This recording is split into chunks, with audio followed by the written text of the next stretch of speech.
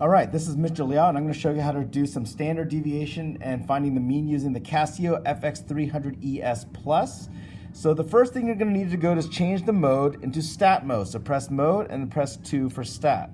And then you're going to be presented with a bunch of choices. For chapter 7, we're going to use one variable, so press 1. Okay. Now you get a list where you can enter in the different numbers. So I'm going to enter the ages for show A from example 4 in chapter 7.1. So the first age was 20, then scroll, hit enter, go to 19, and basically I'm going to put the ages in one by one. So 25, then 27, then 30, then 21. Each time I hit equal after to move to the next one. 29, 22, 27, 29, 20, and 31. At this point, you have a list of all these numbers. You have all 12 numbers in.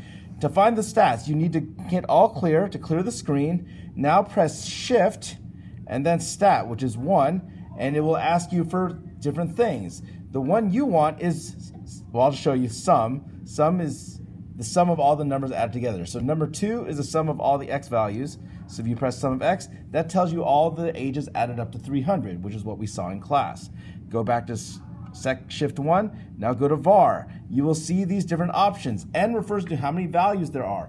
X bar refers to the mean, and we're going to use number 3, sigma x, as our standard deviation. So for n, you see n is 12. X bar, the mean, is 25.